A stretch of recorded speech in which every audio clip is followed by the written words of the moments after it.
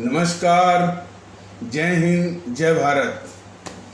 भारतीय अवाम ताकत दल अपने भारतीय भाई बहनों अर्थात अपने देश भारत की जनता अर्थात अपनी भारतीय अवाम से भारतीयता आधारित आपसी श्रद्धा, भारतीयता आधारित आपसी स्नेह, भारतीयता आधारित आपसी प्रेम, भारतीयता आधारित आपसी अखलाक मोहब्बत, भारतीयता आधारित आपसी सहयोग, भारतीयता आधारित आपसी सम्मान, भारतीयता आधारित आपसी एकता, भारतीयता आधारित आपसी भाईचारा तथा भारतीयता आधारित आपसी सद्भाव को समझने व उसे आत्मसात करके वैसा ही और उसी अनुसार आचरण एवं व्यवहार करने हेतु और इसके समस्त भारत में प्रचार प्रसार करने हेतु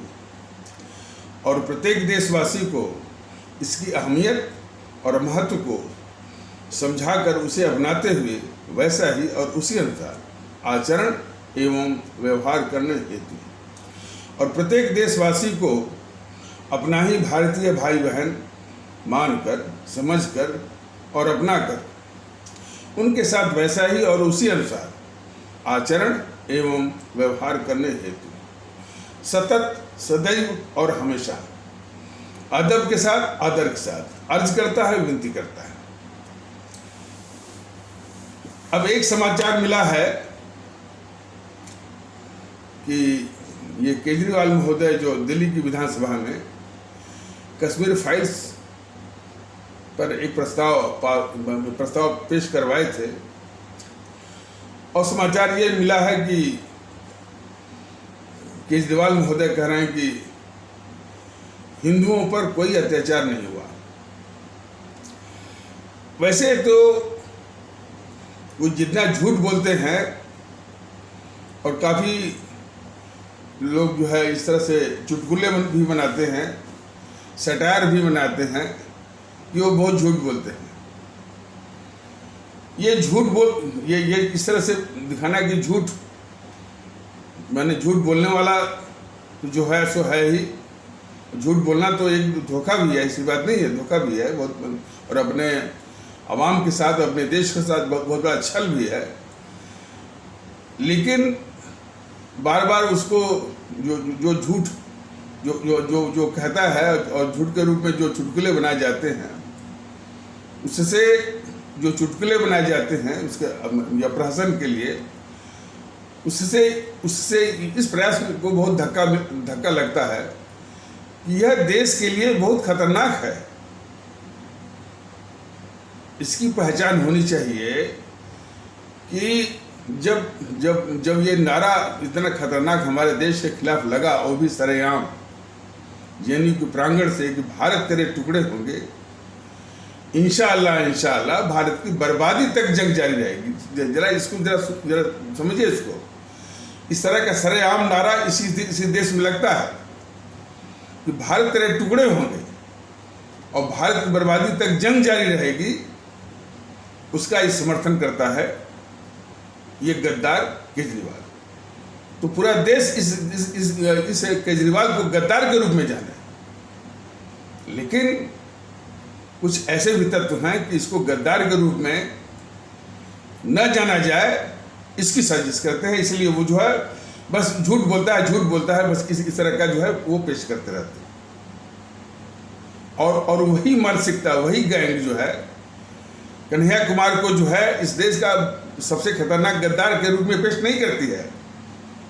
वही बीजेपी की गैंग जो है इसको टुकड़े टुकड़े गैंग वाली बताती है। तो इन सबों को एक खतरनाक गद्दार के रूप में हमारे देश के लोग पहचाने, इसके प्रति संवेदनशील हों और जनमत उसके आधार पर बने कि इन गद्दारों को यदि हमारी जागरूकता हो तो हमारी आदरणीय आवाम ही, हमारे आदरणीय भारतीय भाई बहन ही इसको लात मार करके देश को बाहर कर दें। क्योंकि यह जो समर्थन करता है कि भारत तेरे टुकड़े होंगे तो भारत की बर्बादी तक जंग जारी रहेगी। तो अब इसमें जैसा कि कई बार बताया गया है कि ये जो वाकया हुआ कि भारत तेरे टुकड़े होंगे और भारत की बर्बादी तक जंग जारी रहेगी, उसमें मोदी जी की देश के खिलाफ गद्दारी अवश्य साफ झलकती है। इनका जो नकली राष्ट्रवाद है वो साफ झलकता है। यदि देश के प्रति इनकी राष्ट्रवाद के नाम पर थोड़ी भी संवेदनशीलता होती तो ऐसे कोई भी तत्व जो कि भारत तेरे टुकड़े होंगे और भारत की बर्बादी तक जंग जारी रहेगी, उसको अवश्य कोई भी राष्ट्रवादी, ये मोदी जैसा नकली राष्ट्रवादी नहीं, कोई भी राष्ट्रवादी थोड़ी भी अपने राष्ट्र के प्रति गैरत होती तो जरूर मानता है कि इस तरह का नारा, इस तरह का खतरनाक नारा हमारे देश की संप्रभुता, देश की जो सॉवरेंटी है या सार्वभौमिकता, उस पर सीधा हमला। तो हमारे देश की संप्रभुता और उसकी सार्वभौमिकता या सॉवरेंटी पर जो हमला करता है उसको सीधे तुरंत सेना के हवाले करते हैं। और यह भी भारतीय जनता दल ने कई बार स्पष्ट किया है और इसको भी भारतीय अवाम ताकत दल और मैंने कई बार इसी YouTube के संदेश के माध्यम से स्पष्ट किया हुआ है कि जो हमारी भारतीय फौज है वो सीमाओं पर, तो यदि कोई दुश्मन की सेना भारत पर आक्रमण करती है, वो बस यही मानती है कि ये जो जिसने आक्रमण किया है, ये आक्रमण उस पर नहीं है। हमारे देश की संप्रभुता, हमारे देश की सार्वभौमिकता, सॉवरेंटी पर हमला। इसलिए हमारी फौज उस दुश्मन की सेना को वहीं पर जो है उसी सीमा पर ही उसको निपटा देती है। देश के अंदर भी यदि कोई इस तरह का नारा लगाता है कि भारत तेरे टुकड़े होंगे, भारत की बर्बादी तक जंग जारी रहेगी, मोदी महोदय जान लीजिए वह भी हमारे देश के खिलाफ उसकी, हमारे देश की संप्रभुता और उसकी सार्वभौमिकता पर या सॉवरेंटी पर हमला है। अब मोदी महोदय आपने किस मानसिकता से इसको अदालत के हवाले किया और दिल्ली पुलिस से आपने 36 महीने में इसकी चार्जशीट बनवाई और जो है उसको छुट्टा छोड़ दिया, उसको दिल्ली हाई कोर्ट के किसी जज ने फिल्मी गाना लिख करके उसको जमानत दे दिया। अब ये इतना खतरनाक देशद्रोही जो है जमानत पर आकर के अनाप शनाप वो जाकर के फिर उसी देश के अभिशाप गैंग में जाकर के शामिल हो गया, जो इस देश को खुद टुकड़े टुकड़े करना चाहता है, देश को जो है हमेशा कमजोर रखना चाहता है। और जो इस देश की सबसे खूंखार औपनिवेशिक ताकत है GNPC, गांधी नेहरू परिवार चांडाल चौकड़ी काकस, तो इसके लिए सिर्फ मोदी महोदय आप जिम्मेदार है, जो कि आपने जो कि इतने खतरनाक गद्दार को, जिसने कि हमारे देश की संप्रभुता सॉवरेंटी पर हमला किया, उसको आपने अदालत के हवाले कर दिया। अदालत के हवाले करके आपने उसका सीधा बचाव किया। और इतना ही बचाव नहीं किया, इतने खतरनाक नारे लगाने वाले का समर्थन करने वाले जो थे, ये केजरीवाल, राहुल गांधी, सीताराम येचुरी, डी राजा और इस कन्हैया कुमार को जिन्होंने आशीर्वाद दिया, यानी जिनका ये कन्हैया कुमार ने पैर छुआ, अखिलेश यादव और लालू प्रसाद यादव, इन सभी को आपने सेना के हवाले क्यों नहीं किया?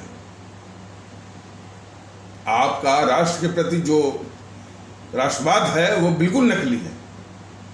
आप में संवेदना नहीं है कि जो इतना खतरनाक नारा लगाता है वो हमारे देश की जो सर्वोच्च मान्यता है कि हमारे देश की संप्रभुता, हमारे देश की सॉवरेंटी, हमारे देश की सार्वभौमिकता पर हमला है। और यह चाहे राहुल हों, चाहे केजरीवाल हों, चाहे अखिलेश यादव हों, चाहे सीताराम येचुरी हों, चाहे डी राजा हों, चाहे लालू प्रसाद यादव हों, यह देश से बड़े नहीं हैं, देश की सॉवरेंटी से भी बड़े नहीं हैं। और आज वो देश की सॉवरेंटी के लिए खतरा बने हैं। इसलिए मोदी महोदय, आपने बहुत बड़ी गद्दारी की है इन समूहों को सेना के हवाले न करके। ये बार बार जो है यह देश आपको याद दिलाता रहा कि इतनी बड़ी गद्दारी आपने किया है, और उसको खुले रूप में आपने छोड़ दिया कन्हैया कुमार को। ये बहुत बड़ी आपकी गद्दारी।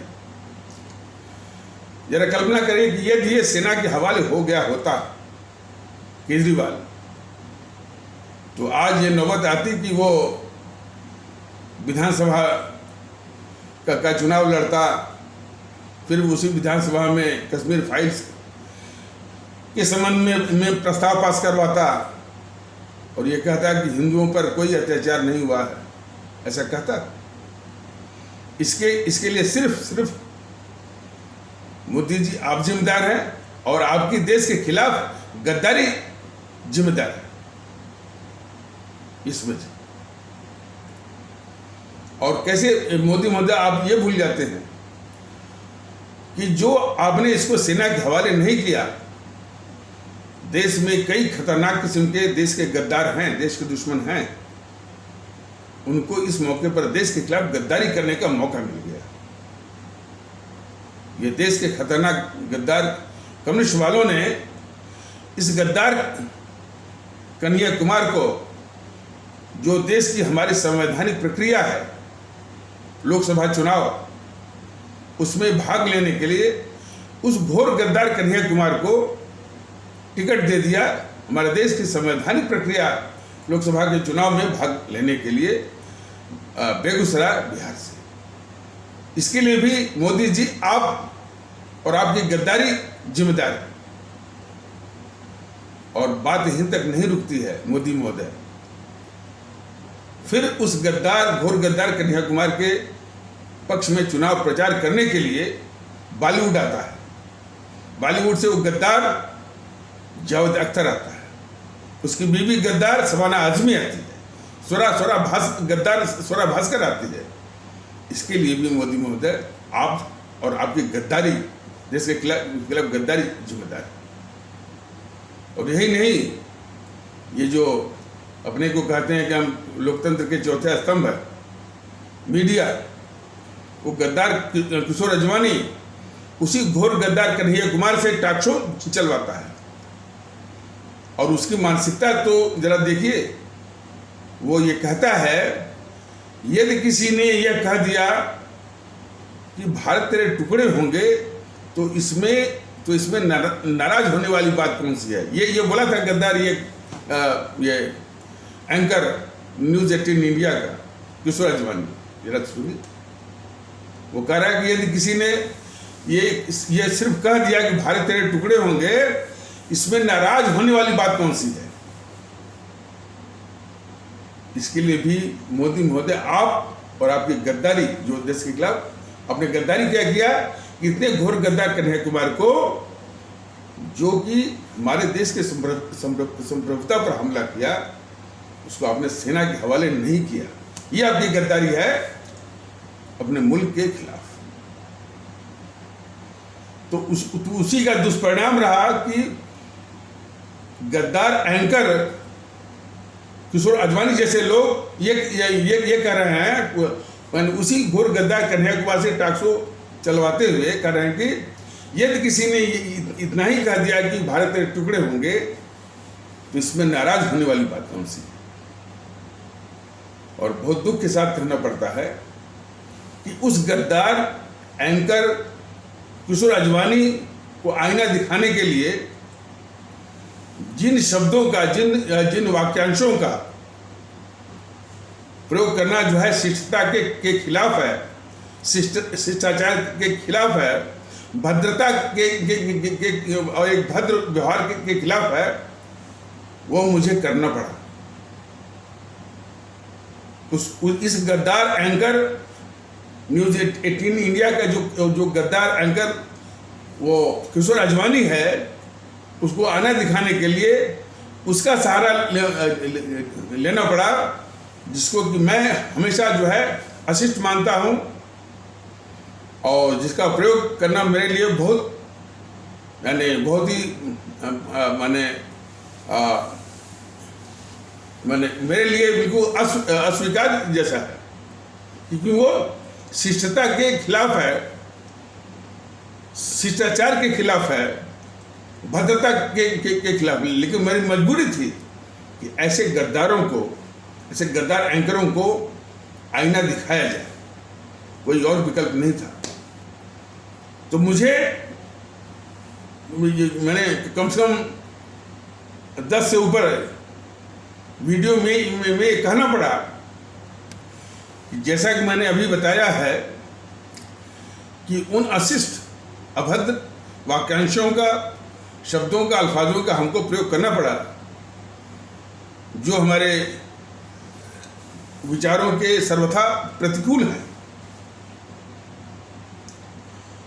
सिर्फ उस गद्दार एंकर जो कि न्यूज़ 18 इंडिया का है, किशोर आजवानी को आईना दिखाने के लिए हमको कहना पड़ा कि किशोर आजवानी तुम ये बता कि यदि तुम्हारे सामने कोई सिरफिरा व्यक्ति तुम्हारी माँ और बहन की गाली देने लगे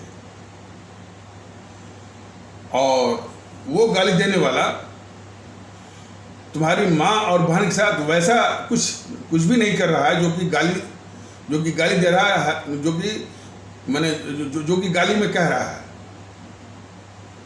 वो शब्दों से बस कह रहा है, कुछ तुम्हारी माँ और बहन के साथ वैसा कुछ भी वो कर नहीं रहा है, तो क्या तुमको गुस्सा नहीं आएगा? तुम्हारा खून नहीं खौलेगा? तुम्हारा दिमाग में उबाल नहीं आएगा? जरूर आएगा। अब देखिए, जहां व्यक्तिगत मामला हो तब वहां इस गद्दार किशोर आजवानी और आज तक उसने मुंह नहीं खोला। मैंने 20 बार, और इस वीडियो की गूंज जो है न्यूज़ 18 इंडिया और उसके एंकरों तक जरूर पहुंचती जरूर होगी, लेकिन वो गद्दार किशोर आजवानी ने मुंह नहीं खोला और जवाब नहीं दिया इसका कि उसने इतनी बड़ी देश के खिलाफ गद्दारी की है या नहीं की है। भारतीय जनता दल तो उसको आह्वान करता है कि सामने तो आए मेरे साथ। तो कहना पड़ा उसको कि जब तुम्हारी व्यक्तिगत बात हो तो मतलब कि वो व्यक्ति जो इसकी माँ बहन को की गाली दे और सिर्फ गाली दे रहा है, मुंह से कह रहा है, मुंह से उसका उच्चारण कर रहा है, लेकिन वैसा कुछ जो है उसकी माँ और बहन के साथ जो है वो कुछ भी नहीं कर रहा है जो कि गाली में वो कह रहा है। तब भी इसको गुस्सा जरूर आएगा, क्रोध जरूर आएगा, मन में उबाल जरूर आएगा। लेकिन वहाँ जहाँ भारत की बात हो तो कोई टुकड़े कह दिया तो कोई बात नहीं। ऐसे लोग और उनकी मानसिकता देश के लिए बहुत ही खतरनाक है, और ये सब बहुत खतरनाक किस्म के देश के गद्दार हैं, या अब इसको स्लीपर सेल भी आप मान सकते हैं। समझिए कि ये चौथा स्तंभ का एक मुखौटा पहने हुए ये हमारे देश में, और ये तो नमूना इसका है, ये तो नमूना इसका है। कितने ऐसे खतरनाक गद्दार जो है अब लोकतंत्र का चौथा स्तंभ का मुखौटा पहने हुए देश के साथ गद्दारी कर रहे हैं। लेकिन सिर्फ किशोर आजवानी की गद्दारी नहीं की है, ये मोदी जी की देश के खिलाफ गद्दारी का परिणाम है कि इन सारे गद्दारों को देश के खिलाफ गद्दारी करने के मौके मिल रहे हैं। ये पहचान, ये झूठे राष्ट्रवादी मोदी महोदय। और इतना ही नहीं, एक बार कोई चैनल राष्ट्रवाद पर प्रलाप उस घोर गद्दार कन्हैया कुमार, बताइए यदि वो सेना के हवाले कर दिया गया होता तो क्या इसकी नौबत आती? नहीं आती ना। तो चूंकि मोदी महोदय ने उस घोर गद्दार कन्हैया कुमार को सेना के हवाले नहीं किया, तो इस गद्दार चैनलों को मौका मिल गया उस गद्दार घोर गद्दार कन्हैया कुमार से राष्ट्रवाद पर प्रलाप करवाने का। और यह भी जानकर के आप लोगों को आश्चर्य हो गया या हैरानी होगी या नहीं भी हो सकती है कि उस जो टॉक शो था, जो शो था किसी चैनल के द्वारा कि वो घोर गद्दार कन्हैया कुमार राष्ट्रवाद पर प्रलाप कर रहा था, उसमें बीजेपी का प्रवक्ता समित पात्रा उसमें शामिल था और उसका राष्ट्रवाद पर उस घोर गद्दार कन्हैया कुमार का राष्ट्रवाद पर प्रलाप को वो समित पात्रा सुन रहा था और उसमें भागीदार था। तो ये इस कदर के ये झूठे राष्ट्रवादी हैं और देश के लिए कितने खतरनाक हैं ये बीजेपी वाले। देखिए इनकी मानसिकता क्या है। जब भी देश में कोई विप्लव होता है, कोई हिंसा होती है, कोई बात होती है, तो उसका जो मुख्य किरदार है उसको ये लोग बचाते हैं। और यदि कोई इस्लाम आस्था वाला मिल गया छोटा किरदार जो कि इन्हीं ऊपर के जो मुख्य किरदार उन्हीं के वो एजेंट होते हैं, तो उन्हीं को लटकाते हैं, उन्हीं को दिखाते हैं। सीए पर जो हिंसा हुई, 2 बार हिंसा हुई। पहली बार जामिया मिलिया इस्लामिया में। देखिए इस तरह की हिंसा में सिर्फ सोनिया गांधी ने जो भड़काया या उसके बाद राहुल गांधी ने जो भड़काया, प्रियंका गांधी ने भड़काया, तो भड़काने में सिर्फ वही जिम्मेदार नहीं है। इस जीएनपीसी गांधी नेहरू परिवार चंडाल चौकड़ी काकेस का जो उसका यानी साथी या फ्रिंज जो ऑर्गेनाइजेशन है या उसका साथी जो तंजीम है पीएफआई सिमी, उसका भी हाथ है। पीएफआई सिमी ने हमारे जो इस तरह के जो विश्वविद्यालय हैं या शिक्षण संस्थान हैं, जामिया मिलिया इस्लामिया विश्वविद्यालय, अलीगढ़ मुस्लिम विश्वविद्यालय, नदवा विश्वविद्यालय, उस्मानिया विश्वविद्यालय, इसमें पीएफआई और सिमी के लोगों ने काफ़ी कट्टरवाद पनपाया है। लेकिन ये पीएफआई सिमी है कौन? उसी जीएनपीसी के बाई प्रोडक्ट हैं। तो सिमी हुआ चाहे पीएफआई हुआ या उसी का एक कोई राजनीतिक मुखौटा है एसडीपीआई, ये सभी इस देश की जो सबसे बड़ी अभिशाप है जीएनपीसी गांधी नेहरू परिवार चंडाल चौकड़ी काकस, जिसको कि अभी भी हमारे आदरणीय भारतीय भाई बहन उसको कांग्रेस मैंने कह रहे हैं, भूल से या भ्रम से या गलती से, हालांकि वो कांग्रेस नहीं है। भारतीय जनता दल तो सभी अपने आदरणीय भारतीय भाई बहनों से कह रहा है कि आप उसको जीएनपीसी ही मानिए, जीएनपीसी ही कहिए, क्योंकि जो उसकी फितरत है, जो उसके चरित्र हैं, उसी के अनुसार ये जीएनपीसी उसका नाम है और होना भी चाहिए। वो भले चुनाव आयोग से छल कपट से उसका अपने नाम भारतीय राष्ट्रीय कांग्रेस रख लिया, लेकिन वो न तो भारतीय है न तो राष्ट्रीय है। देश के लिए सबसे बड़ा अभिशाप है। देखिए इतनी साफगोई से भारतीय जनता दल ही कह पाता है।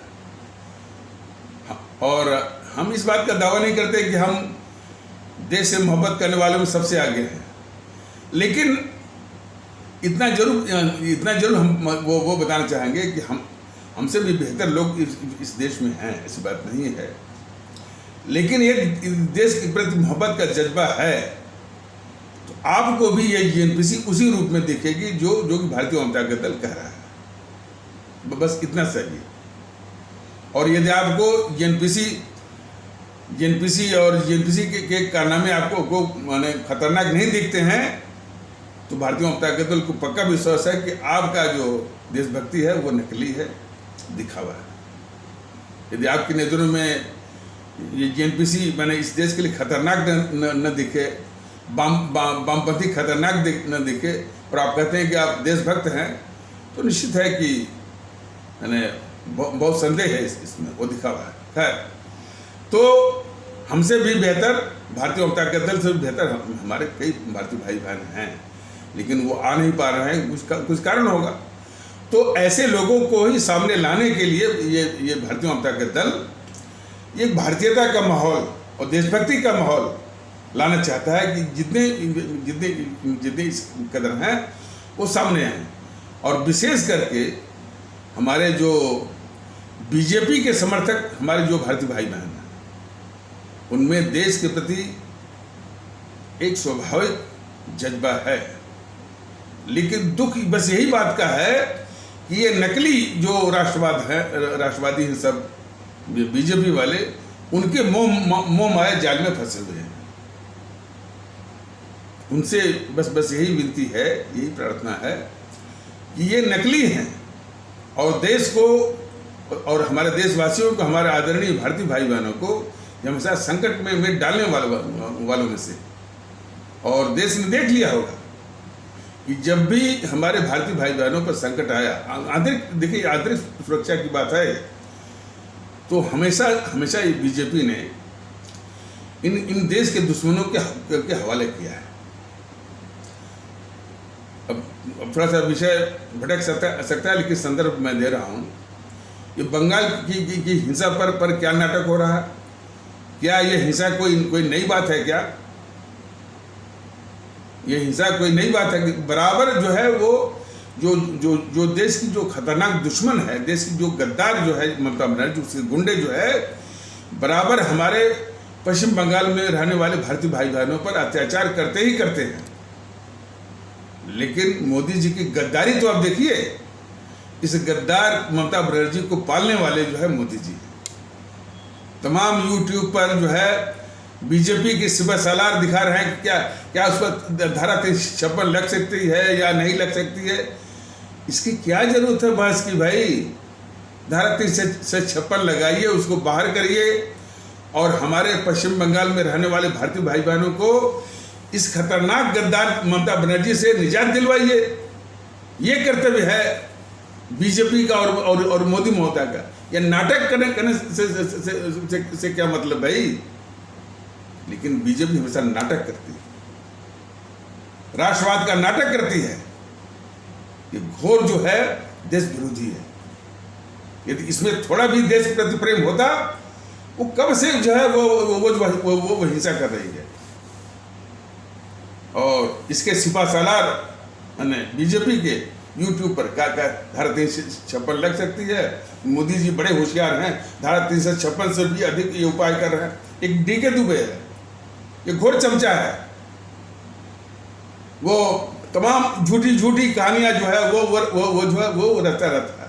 कभी भी ये नहीं कहता है कि ये निकम्मा है ये मोदी, जो कि हमारे पश्चिम बंगाल में रहने वाले भारतीय भाई में जो रहने वाले जो हमारे आदरणीय भारतीय भाई बहनों पर इस गद्दार ममता का अत्याचार ये करवा रहा है। ये निकम्मा मोदी उसको बर्खास्त न करके कभी नहीं बोलता है डीके दुबे जो। और डीके दुबे कोई अकेला नहीं है, तमाम उसके बीजेपी के सिपह सालार हैं। माने इसे देश विरोधी मोदी के निकम्मापनी को छिपाने के लिए तमाम झूठ तमाम कहानियां जो है वो रखते रहते हैं। उसमें एक डीके दुबे है, हर्षवर्धन त्रिपाठी है, मनीष कुमार है, मनीष ठाकुर है, मनीष शुक्ला है, ओंकार चौधरी है, तमाम इस तरह के, सिर्फ इस देश विरोधी मोदी की नाकामियों को ढकने के लिए। अब उसमें हाईकोर्ट आ रहा, हाईकोर्ट भाई क्या करेगा जी? क्या करेगा हाईकोर्ट? हाईकोर्ट फिर आदेश देगा इसी मोदी की सरकार को। मोदी तो निकम्मा। सीधा साधा हिसाब है कि भारत के संविधान ने केंद्र को जो है इन्हीं सब स्थितियों से निपटने के लिए तमाम शक्तियां दी हैं, लेकिन इस देश विरोधी निकम्मा मोदी के लिए नहीं है। जबकि एनपीसी की सरकारों ने अपने राजनीतिक और व्यक्तिगत स्वार्थ के लिए सैकड़ों बार इस धारा का उपयोग किया है। आज जो जब उसके सदुपयोग की बात आ रही है, तब तक ये देश विरोधी और निकम्मा ये मोदी आ गया, और लोग कहते हैं कि ये राष्ट्रवादी है। मोदी का जो चरित्र है, उसकी निकम्मापनी के कारण देश में जो अनुशासनहीनता फैल रही है, संवैधानिक अनुशासनहीनता फैल रही है, संवैधानिक अराजकता फैल रही है, और जो देश के दुश्मन जो है वो हिंसा कर रहे हैं हमारे बेचारे भारतीय भाई बहनों पर। तो इस गद्दार ममता बनर्जी के द्वारा, या इस देश की खतरनाक गद्दार ममता बनर्जी के गुंडों के द्वारा पश्चिम बंगाल में रहने वाले हमारे जो आदरणीय भारतीय भाई बहन हैं, वो अत्याचार बराबर हो रहा है। और वो गद्दार ममता बनर्जी इसे देश विरोधी, अब देश विरोधी वो कहना ही पड़ेगा, मोदी के संरक्षण में वो कर रही है, निश्चित संरक्षण में। और मैंने तो कई बार बताया कि जब वो इसी माफियागिरी के बूते और हिंसा तो खैर नहीं हुई थी, माफियागिरी और गुंडागर्दी और दहशत के बूते जब उसने चुनाव जीता था पिछले साल विधानसभा का, मोदी महोदय ने इस गद्दार ममता बनर्जी को सबसे पहले बधाई दी। इनके चरित्र को तो आप देखें ना, ये केजरीवाल को सबसे पहले उसको बर्खास्त नहीं करते हैं। दिल्ली में जितने अत्याचार हो रहे हैं इस केजरीवाल के द्वारा, पहला अत्याचार क्या हुआ था, कोरोना पिछले साल 2 साल हो गया, कोरोना का अवधि थी, और जितने मजदूर भारतीय भाई बहन थे उनकी रोजी रोटी बंद हो गई थी, और उनको अपना जीवन काम रखने के लाले पड़ गए थे। और इस बात को महसूस करते हुए केंद्र सरकार ने इसे केजरीवाल सरकार को, या केजरीवाल की सरकार को 3000 करोड़ रुपए दिए थे, जो है इन्हीं गरीब और मजदूर भारतीय भाई बहनों को भोजन के लिए, ताकि वो अपना जीवन जो है कायम रख सकें। वो 3000 करोड़ रुपया हड़पने के लिए किस अमानवीय ढंग से और किस जो है अवाम विरोधी करतूतों के द्वारा उन हमारे गरीब भारतीय भाई बहनों, गरीब मजदूर भारतीय भाई बहनों, जिसकी कि उस वक्त में एक मानवीय संवेदना कहती है कि उनकी सहायता की जाए। सरकार की तो जिम्मेदारी खैर बनती ही है इन दोनों संवेदनाओं को और जिम्मेदारियों को ताक पर रख करके ये अवाम विरोधी हरकत इसने किया कि उनको मजबूर किया दिल्ली से बाहर निकालने के लिए, साजिश किया उसने। उसमें ये राघव चड्ढा भी शामिल था, और वो हमारे गरीब मजदूर भारतीय भाई बहन हजारों किलोमीटर तक जाने के लिए, पैदल जाने के लिए मजबूर हुए। तो इस किस्म का ये अवाम विरोधी या गद्दार केजरीवाल है। लेकिन फिर याद करिए ये केजरीवाल क्यों कर रहा है कि मोदी महोदय ने जब वो समर्थन किया था उस गद्दार कन्हैया कुमार का कि भारत तेरे टुकड़े होंगे, भारत की बर्बादी तक जंग जारी रहेगा, इसको भी यदि सेना के हवाले कर दिए होते तो भारत की पावन धरती से कुछ पाप का भार तो कम होता ही, आज उसकी नौबत भी नहीं आती। देखिए जो मैं कहता हूं पूरे विश्वास के साथ, बिल्कुल कहते अरे केजरीवाल को सेना के हवाले क्यों नहीं भाई। केजरीवाल जैसे गद्दारों को जो कि कन्हैया कुमार का समर्थन करे कि भारत तेरे टुकड़े होंगे, तो क्या केजरीवाल देश से ऊपर है क्या? देश की सुरक्षा से ऊपर है क्या? वो देश के साथ गद्दारी करे तो वो सेना के हवाले ना हो क्या?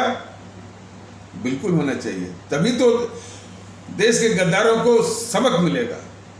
लेकिन ये देश विरोधी बैठे हुए हैं हमारे मोदी महोदय। कुछ लोग हमसे भी कहते हैं कि यदि आपको सत्ता हमसे अब सत्ता की बात, आपको सत्ता मिल गई तो मैंने कहा भाई अभी तो सत्ता में हो ही नहीं। लेकिन जैसा कि आप कहते हैं कि सत्ता में होते तो निश्चित इस सारी बातों का कोई प्रचार नहीं होता, कार्रवाई होती।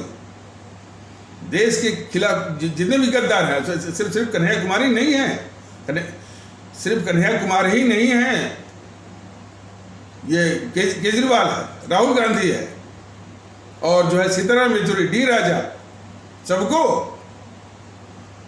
देश का दुश्मन यदि हैं तो देश के दुश्मनों के साथ कैसा व्यवहार होता है और उनको कैसे वो निपटाते हैं, इसमें कोई कहने वाली बात नहीं है। और सिर्फ अकेले थोड़ी हैं, देश के गद्दार जो है वो पत्रकारों का गिरोह भी है। मैंने कई बार नाम भी लिया है।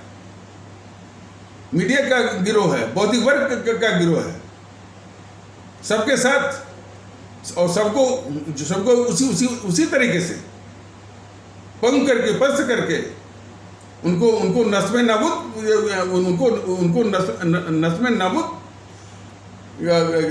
करने की बात है। तो इसमें कोई वो इफ बट नहीं है कि आप सत्ता में होते, सत्ता में नहीं होते।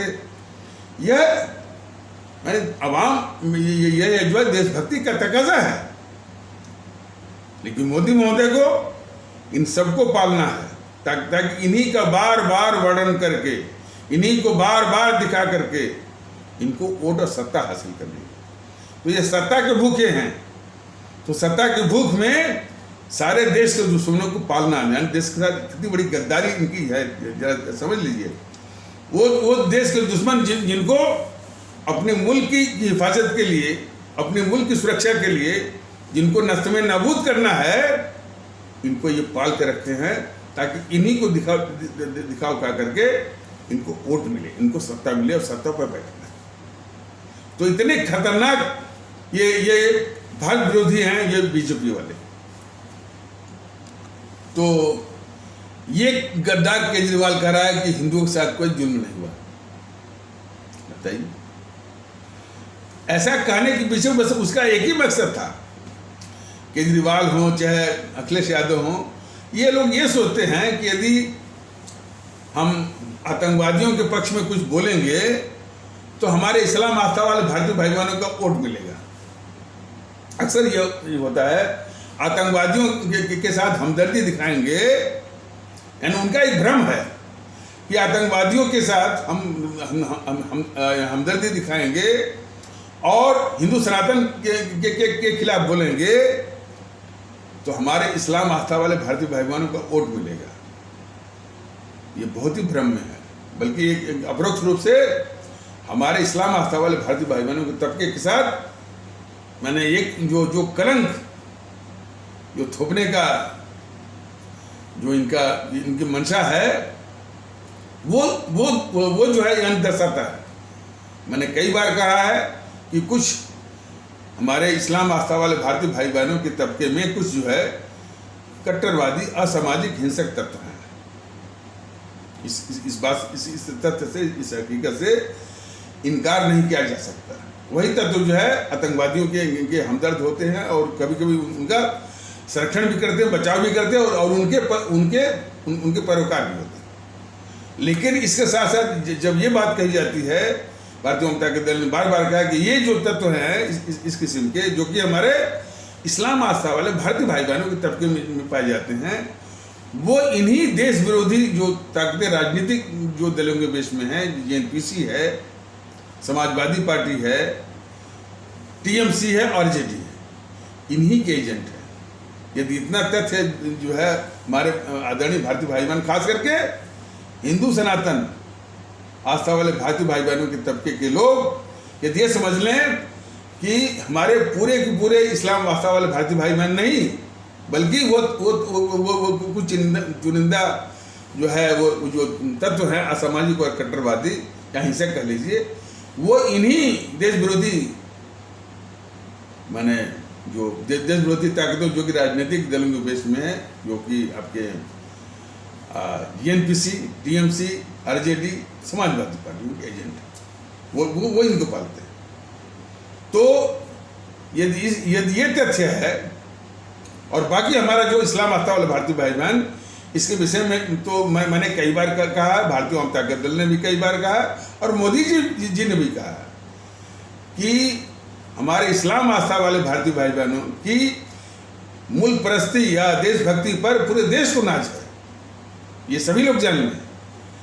तो इस तथ्य को कि हमारे इस्लाम आस्था वाले भारतीय भाई बहनों की मुल्क परस्ती या देशभक्ति पर पूरे देश को नाज है, उसी पर ये उसी विश्वास को ये अखिलेश यादव जैसे, केजरीवाल जैसे लोग जो है कलंकित करते हैं।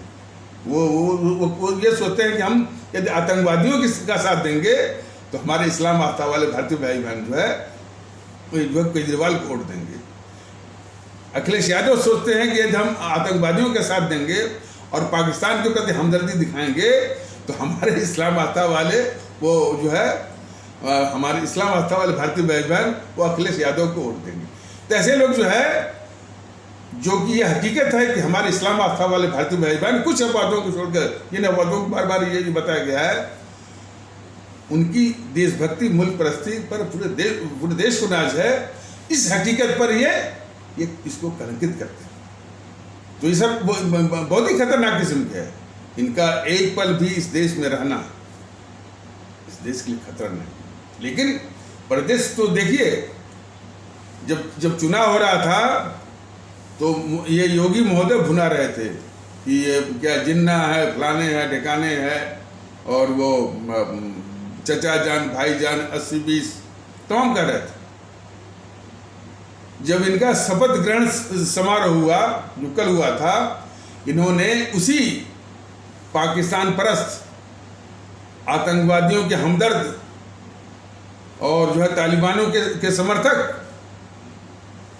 ये अखिलेश यादव को अपने शपथ ग्रहण समारोह में चीफ गेस्ट बना रहे हैं।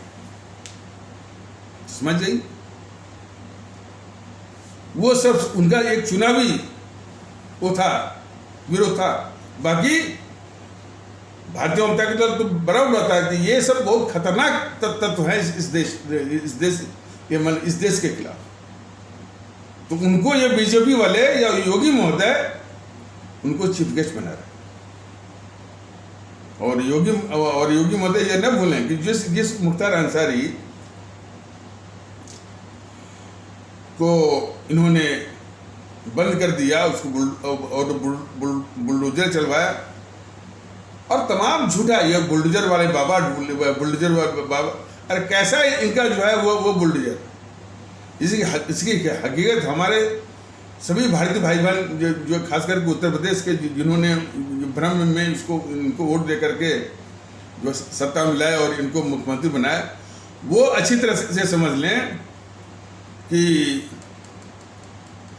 अभी भी खास करके जो पश्चिमी उत्तर प्रदेश के जो ज़िले हैं, गाज़ियाबाद और आपका मेरठ, शामली, सहारनपुर, बुलंदशहर इत्यादि में जो है चेन, हमारे जो भारतीय हमारी जो माताएं बहनें हैं, उनका चेन छीनना, उनका पर्स छीनना, इन घटनाओं में कोई कमी नहीं आई है। चेन छीनने वालों और जो है पर्स छीनने वालों के हौसले अभी भी उसी तरह से कायम है। तो इनका बुलडोजर फलाने ठिकाने सब मिथ्या है, झूठा है। और इसको भी कई बार बताया गया कि बुलडोजर वाले बाबा फलाने ठिकाने, पता नहीं, ये सब चमचों ने पूरा देश को जो तबाह किया है। लेकिन ये बार बार ये सवाल ये उठेगा और ये पूछा जा रहा है योगी महोदय से कि बुलडोजर वाले बाबा है, फलाने कौन बाबा है पता नहीं, आपको आपकी नाक के नीचे ये खूंखार माफिया रघुराज प्रताप सिंह या रज्जू भैया आपको खूंखार अपराधी नहीं दिखा? यदि नहीं दिखा तो क्यों नहीं? और आपकी इसी यानी दोहरी नीति, यानी डबल स्टैंडर्ड वाली पक्षपाती नीति के कारण ही जो है वो रघुराज वो खूंखार माफिया रघुराज प्रताप जो है आपके इसी वो बच करके उसने राजनीतिक पार्टी भी बनाई और एमएलए हो गया। तो यह आपको उत्तर प्रदेश के भारतीय भाई बहनों और देश को जवाब देना होगा कि माफिया मुक्त अभियान में आपको वो खूंखार माफिया रघुराज प्रताप जो कि आपकी नाक के नीचे है वह आपको क्यों नहीं दिखा, इसका जवाब आपको देना पड़ेगा। और योगी महोदय, यदि आपको वो खूंखार माफिया रघुराज प्रताप आपको नहीं दिखता है तो यदि इसी को लेकर यदि आप पर जातिवाद का आरोप लगता है तो इसका क्या जवाब है आपके पास?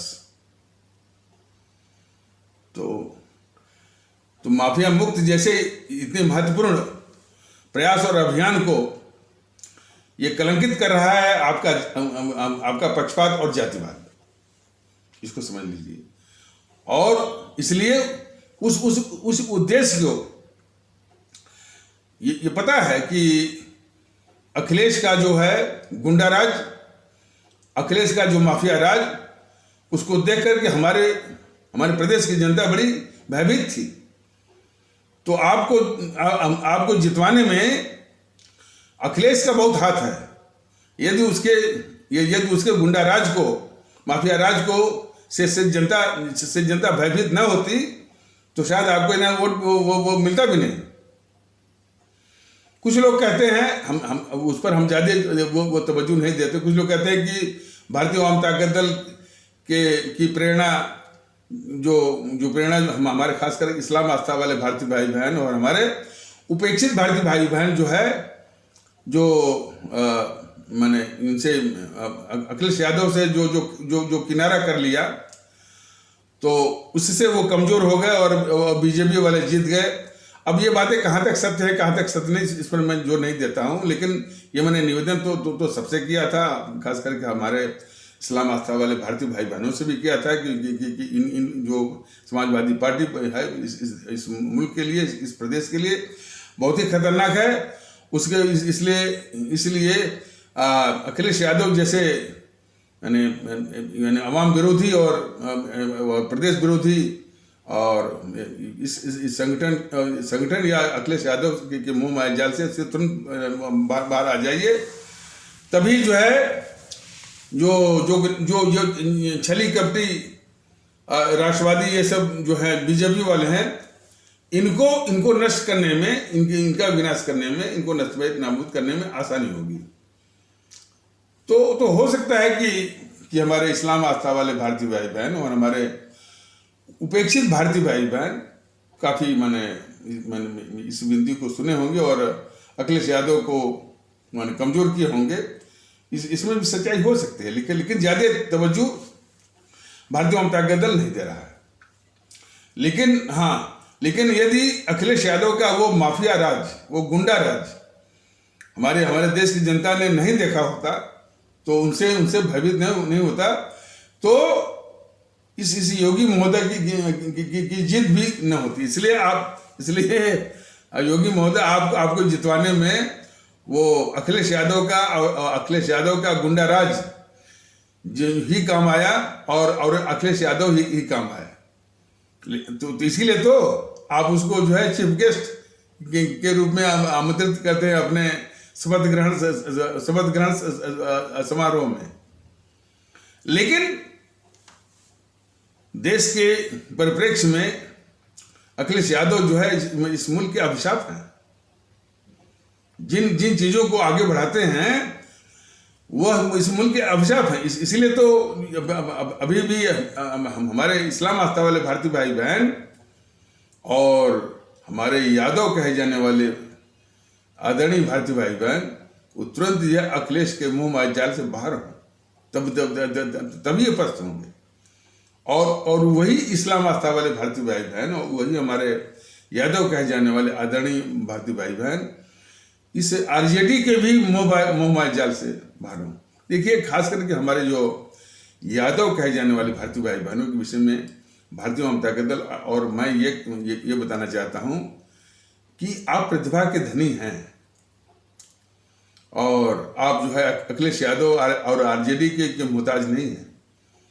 आप में वो काबिलियत है कि वक्त पड़ेगा तो दूध का बल्टा भी उठा लेते हैं। खेती बाड़ी भी बड़ी मेहनत से करते हैं। कोई व्यापार हो तो उसमें भी आप जो है औरों से बेहतर करते हैं। पढ़ाई लिखाई में भी यानी आप पीछे नहीं हैं। आप जो है कोई इनके भरोसे वो पीसीएस नहीं बने हैं।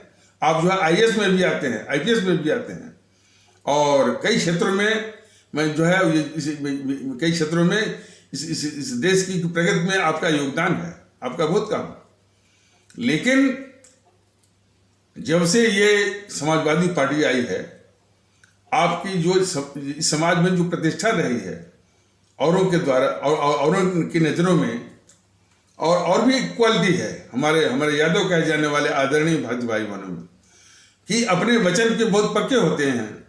जो कह दिया वहां पर डटे रहे, चाहे उनके प्राणी क्यों नहीं चले जाएं। इसके लिए वो जाने जाते थे। लेकिन अफसोस, जब से ये समाजवादी पार्टी आई है, वो सारी प्रतिष्ठा जिस प्रतिष्ठा के नज़रों में हमारे यादव कहे जाने वाले हमारे आदरणीय भारतीय भाई बहन बाकी लोगों के द्वारा उस प्रतिष्ठित बोलते ये मुंह सूख जाता है, तो उस प्रतिष्ठित नजरों से जो देखे जाते थे, आज उस प्रतिष्ठा में बहुत ह्रास आया है, बहुत कमी आई है। लोगों की यहाँ तक की बुराई तो यहाँ तक बढ़ गई है कि लोगों की नजरों पर चढ़ गए हैं। और खास करके हमारे सवर्ण कहे जाने वाले भारतीय भाई बहनों की जो कुछ असामाजिक गुंडे और फलाने हैं, उस जो गुंडे और माफिया हैं, उस लाइन पर भी हमारे यादव कहे जाने वाले आदरणीय भारतीय भाई बहनों में से कुछ ऐसे तत्व आ गए। तो ये बहुत बड़ा एक सामाजिक गिरावट है और किसी कारण सिर्फ समाजवादी पार्टी के आने से। तो समाजवादी पार्टी तो जो इस प्रदेश का नुकसान करती है, सबसे बड़ा उसने नुकसान किया है हमारे भारतीय समाज के उस तबके का जिसको कि जातिवाद के भ्रमजाल में फंसा करके उसे वोट लेती है और उसका सबसे अधिक उसका नुकसान करती है। देखिए, कुछ सरकारी पदों पर उसने भर्ती कर दिया, कुछ ठेके दिलवा दिए। यह कोई जो है हमारे उस तबके के लिए कोई उत्थान नहीं है। उत्थान तो है कि मानसिक रूप से और मैं तो कहता हूं कि हमारा ये यादव कहे जाने वाला जो आदरणीय भारतीय भाई बहनों का तबका है, वो खुद ही काबिल है, खुद ही मेहनती है। पढ़ने में, लिखने में, मेहनत करने में, खेती करने में, व्यापार करने में, और वक्त आए तो दूध का बल्टा उठाने में, सब में बहुत आगे है। उसको ये किसी ने कलंकित किया है और इस प्रतिष्ठा को भारी नुकसान पहुंचाया है। तो जब से ये समाजवादी पार्टी के लोग हैं, तो इस कथन को देखिए, इस कथन को वोट की दृष्टि से मत देखिए। हमारी जो सामाजिक समरसता को धक्का जो पहुंच रहा है इन सब बातों से, उस दृष्टिकोण से आप लोग देखिए। और सामाजिक समरसता जो है इस मुल्क के लिए बहुत आवश्यक है। और हमारे खास करके यादव कहे जाने वाले भारतीय भाई बहन, हमारे आदरणीय भारतीय भाई, इसको बड़ी गंभीरता से सोचें और समाजवादियों के जो है मोह जाल से बाहर आकर के भारतीयता के माहौल को मजबूत करके, और ये भारतीयता का माहौल देश के लिए बहुत आवश्यक है। और खास करके इस दौर में जो बिखराव का दौर चल रहा है, और इसी बिखराव को ही सब जो है अपना चुनावी आधार ये बना लिया है देश विरोधी ताकतों ने। दुख इस बात का है। तो हम तो विनती करना चाहेंगे हमारे यादव कहे जाने वाले हमारे आदरणीय भारतीय भाई बहन जो कि हमारे भारतीय समाज के तबके के हैं, वो समाजवादी पार्टी के मोह जाल से बिल्कुल हैं और समाजवादी पार्टी जैसे संगठनों का इस हमारे भारत की धरती से समूल समाप्त होना बहुत जरूरी है। वही हाल जो है ये बहुजन समाज पार्टी, हमारे जो उपेक्षित भारतीय भाई बहन हैं, जो कि मायावती के मोह माया जाल में फंसे हुए हैं, उनको भी वो क्या प्रतिष्ठा आपको दिलाएगी? कोई सरकारी पद ठेके मिलने से वो उद्धार नहीं होगा जो कि हमारे बाबा साहब अम्बेडकर जो चाहते थे। बाबा साहब कहते थे सर्वप्रथम सम्मान, दूसरा उनका बौद्धिक विकास। आरक्षण हमारे जो भी हमारे गरीब और उपेक्षित और इस प्रकार के साधनहीन भारतीय भाई बहन हैं, उनके बौद्धिक विकास का सबसे बड़ा रोड़ा है आरक्षण। आरक्षण एक बहुत बड़ी विभीषिका है, बहुत बड़ा अभिशाप है। जो भारतीय जनता दल तो कहता है कि जो भी साधन विहीन है, हमारे भारतीय समाज का जो भी साधन विहीन है, कि मत देखिए वो किस जात का, किस संप्रदाय का, वैसे भी भारतीय जनता दल कहता है कि भाई भारतीयता के माहौल में फिर क्या देखना है कि वो किस जात का, किस संप्रदाय का, जो भी साधन विहीन है उसको साधन दे करके उसको काबिल बनने का, उसके जो आंतरिक प्रतिभा है उसको निखारने का पूरा मौका देगी, और उसकी जो निखरी हुई प्रतिभा है काबिल, उसके आधार पर उसको प्रतिष्ठित करेगी, उसको सम्मान मिलेगा। ये है आरक्षण जो तो बहुत बड़ी विभीषिका है। आरक्षण के कारण जो कुछ तबके तो बहुत परेशान रहते हैं, और कुछ जिनको कहता है कि लाभ मिलता है, वो उनकी प्रतिभा को उनकी काबिलियत को और उनके बौद्धिक विकास को कुंठित करता है।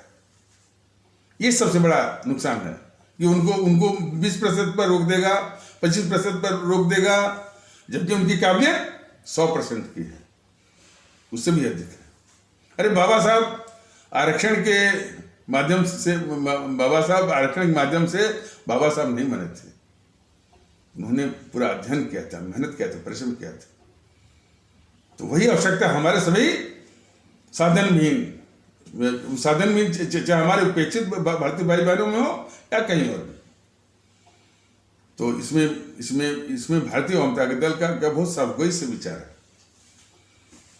तो लेकिन ये सभी पार्टियां बस आरक्षण। अरे ये बीजेपी वाले, ये मोदी महोदय उसी आरक्षण को और घिनौना कर रहे हैं। 10% जो है वो सवर्णों के लिए क्या। तो ये सब देश के दुश्मन हैं जो भारतीय समाज को विखंडित करके वोट बटोरते हैं।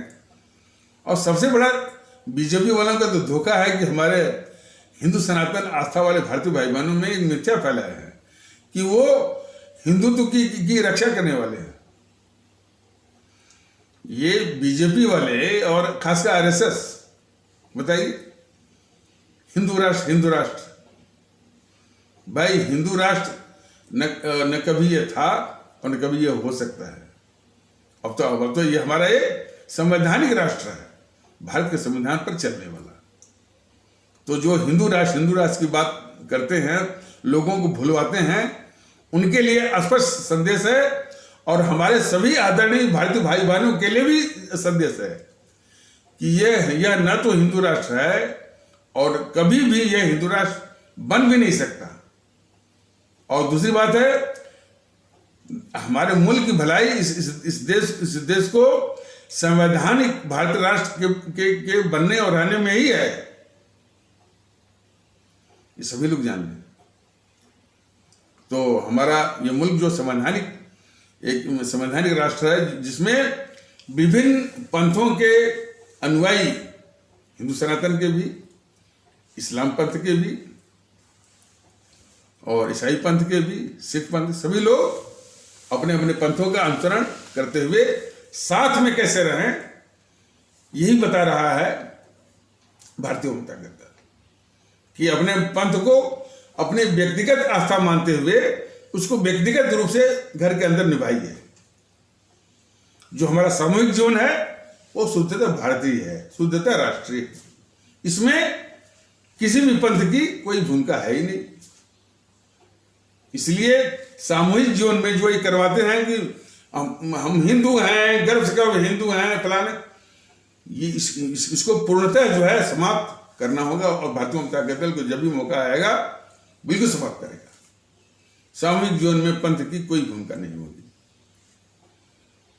न तो हिंदू सनातन पंथ की, न तो इस्लाम पंथ की, न तो ईसाई पंथ की, न तो उसकी।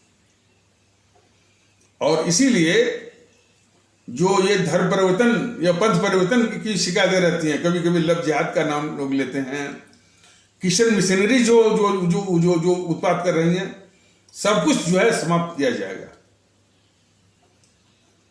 जितने भी पंथ हैं अपनी अपने पंथों की बातें जो है वो वेबसाइट पर डाल दें।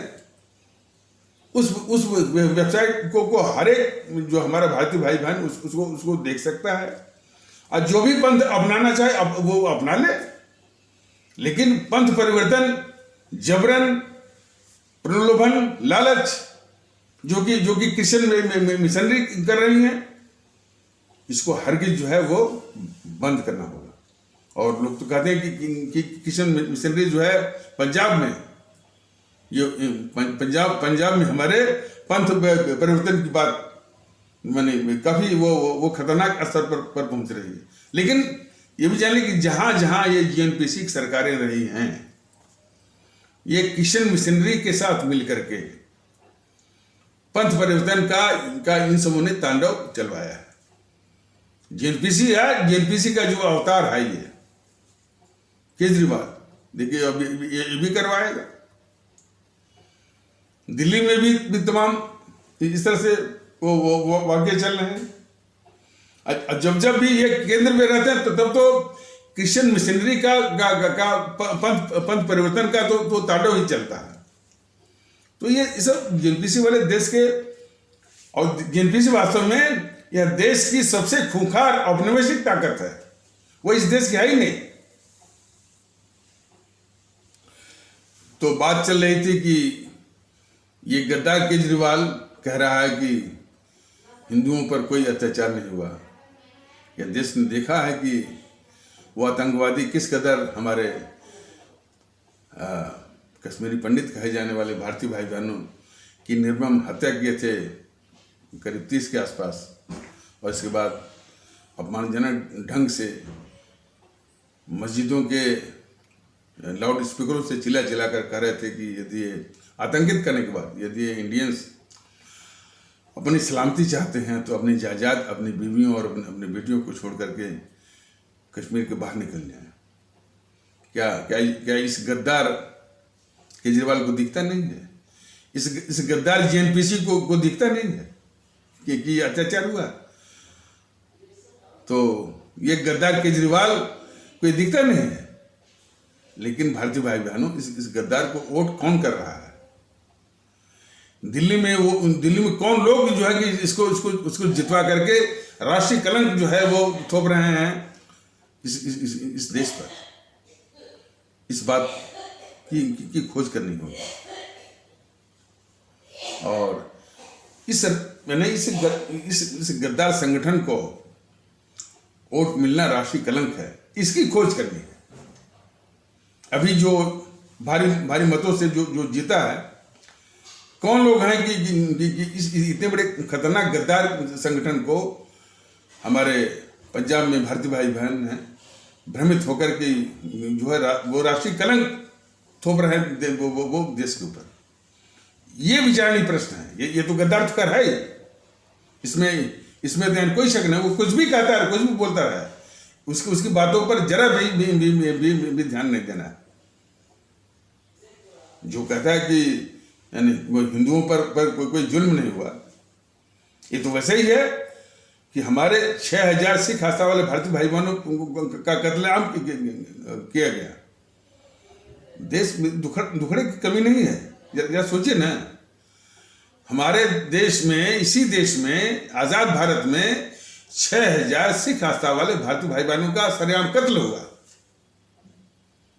फिर ये अपने देश की कौन सी मानसिकता थी जो कि उस जीएनपीसी को सर्वाधिक एमपी के साथ, सर्वाधिक लोकसभा सदस्यों के साथ सरकार बनवाती है? इसका जवाब अभी अपनी पूरी आवाम से अभी लेना है। भारतीय जनता पार्टी दल लेगा जरूर। ये कौन सी मानसिकता है? मैं बार बार पूछता हूं कि हमारे सिख आस्था वाले 6000 का कत्लेआम होता है और कौन सी मानसिकता ने इस जीएनपीसी को सबसे अधिक लोकसभा सदस्यों के साथ 543 में से 412 देकर के इस सरकार बनवाती है। ये बड़े माने खतरनाक किस्म के और माने दिमाग को झन्ना देने वाले सवाल है, जिसका जवाब ढूंढना है। और वो कौन सी मानसिकता है कि जो है इतनी खतरनाक और देश के गद्दार ये आम आदमी पार्टी जो है जो कि इसी जीएनपीसी का अवतार है, उसको वोट मिल रहा है। ये असल मुद्दा यही है। और इस खोज में हमने अभी तो साधन की कमी भी एक मुख्य कॉन्स्ट्रेंट है। हमने कई बुद्धिजीवियों से, दिल्ली के बुद्धिजीवियों से बात की कि भाई क्या केजरीवाल को आप जानते नहीं थे? केजरीवाल वही है कि जब वो यूपीए की जो सरकार थी तो ये जो गद्दार सोनिया गांधी है अपने काला धन को इधर से उधर करने के लिए बार बार जो है देश के बाहर जाया करते थे और देश में एक झूठ देश में एक झूठ फैलाया जाता था इसी गद्दार और देश के अभिशाप जेएनपीसी वालों के द्वारा कि वो मेडिकल चेकअप के लिए जा रही है विदेश। मेडिकल चेकअप के लिए नहीं, वो अपने जो उसका सिपह सालार था अहमद पटेल, उसके साथ जो है अपने काला धन को ही जो है इधर से उधर उसको यह व्यवस्थित करने के लिए जाती थी। तो जाने में जो खर्चा पड़ता था या तो व्यक्तिगत रूप से खर्च करे या पार्टी उसको वहन करे, दोनों के लिए मैंने दिक्कत थी। तो इन सबों ने उसको एक सरकारी पद दे दिया। सरकारी पद क्या था? वो एक राष्ट्रीय सलाहकार परिषद बना दी और उसका अध्यक्ष बना दिया इसको। अब वो सरकारी पद मिल गया तो सरकारी खर्चे पर अपना आ रही है, जा रही है अपना वो, और हमारे आपके टैक्स के पैसे के खर्चे को मौज कर रही है, क्या रही है, और अपने काला धन को वो व्यवस्थित करने के लिए। तो राष्ट्रीय सलाहकार परिषद था और जो कि उस यूपीए सरकार को कंट्रोल करता था और उसी के जरिए जो है सोनिया गांधी मनमोहन की सरकार को कंट्रोल करते थे। और उस राष्ट्रीय सलाहकार परिषद में जो है वो चुने हुए हैंड पिक्ड वो एलिमेंट्स उसमें भरे हुए थे और उसी में जो है यही योगेंद्र यादव भी था। तो उसी राष्ट्रीय सलाहकार परिषद जिसके अध्यक्ष सोनिया गांधी जो इस देश के लिए बहुत बड़ी गद्दार और बहुत अभिशाप है, तो वही उसके अध्यक्ष थी। उसके अधीन काम करने के लिए ये गद्दार केजरीवाल बहुत कोशिश किया था, इसने बहुत चप्पल घिसे थे। और ये बात मैं नहीं, वो दिग्विजय सिंह बोलता है कि यही तो है केजरीवाल, मेरे पास आए थे। राष्ट्रीय सलाहकार परिषद या नेशनल एडवाइजरी काउंसिल एनएसी का मेंबर बनने के लिए कई बार चप्पल घिसे थे ये दिग्विजय सिंह के पास। तो हमारे देशवासी जरा समझें, जो गद्दार सोनिया गांधी, भ्रष्ट सोनिया गांधी के अधीन जो काम करने के लिए लालयित है केजरीवाल, वो कैसे बोल रहा है कि हम जो है भ्रष्टाचार खत्म करेंगे, जो CWG का क्या भ्रष्टाचार इसके खिलाफ कार्रवाई करेंगे। सब झूठा, सब धोखा।